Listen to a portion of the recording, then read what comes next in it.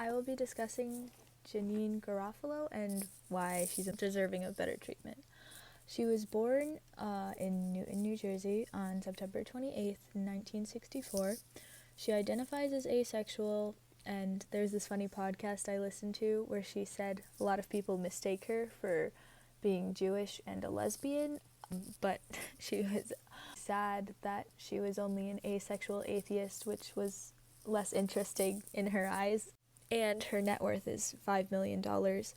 Just to clarify, I do not believe that wealth is a defining factor which makes a person significant, but it is impressive that she is worth so much.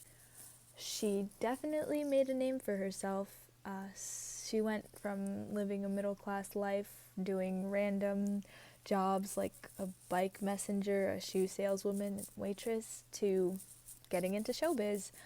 And she was able to really channel her own personality into a character. Her persona on TV and on film was a cold, smart, sarcastic person, though unfortunately this fits into some of the stereotypes there are around asexual people, being cold, unfeeling, almost inhuman. Though she still had to act in very sexual films and shows, but her persona allowed for her to be more comfortable, though Hollywood still found a way to make her act in a lot of sexual roles. She also was the founder of I Hate Myself Productions, which I love the name. She's a comedian, and she was also a writer. The podcast I mentioned earlier, she goes into depth explaining her sexuality, and it was fascinating to hear that she was actually not sure of the definition of asexuality, but instead explained what her own experiences were. In Hollywood, there's often a lot of sex and romance and all that jazz, and she even pointed out that they often make the plot surrounded by that, which is just like what all the other movies do. They make it a point of conflict and invalidate relationships if they're not having sex or being intimate with each other, and they also over-sexualize things, and it made her very uncomfortable, especially when it was over-sexualizing childlike things and childlike people. It just made her very uncomfortable, and also she had to work with younger co-stars often. She would be 29 and they 21, and it was not entirely a supportive environment for her that she had to work in, but she still spoke up when she was really uncomfortable. Then she divulges into her own personal experiences with intimacy.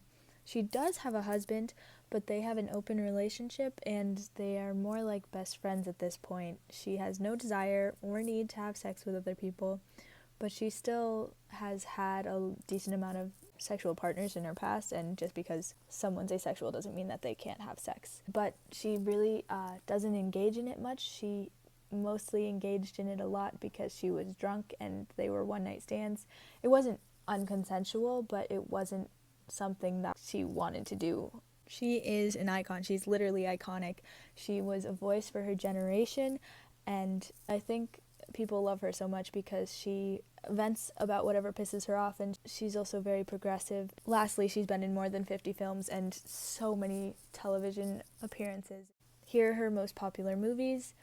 I personally love Studio Ghibli so much, so the fact that she's voice acted in one of them makes her top tier in my eye. Here are some little clips, and just to prove my point further that she deserves better treatment, because she literally did a movie with Winona Ryder, but she had to play a very sexually active character who is worried that she has AIDS. Do you ever wish you were a lesbian? Don't you think it would be so much easier?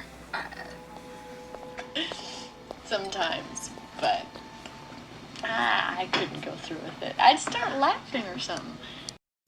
This is another unfortunate scene that she had to be a part of. She encourages a man who is a Vietnam War vet to hump a fridge because that's his indulgence, and it was very uncomfortable for me to watch.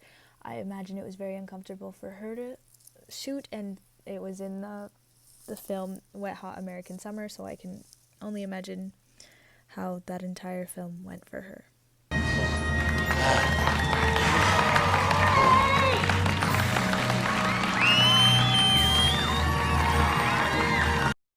And lastly, I figured since there was just a TikTok musical it would be great to include Ratatouille and just prove my point further that she is amazing. And I just love the scene because the accent is everything, and also she's talking really fast.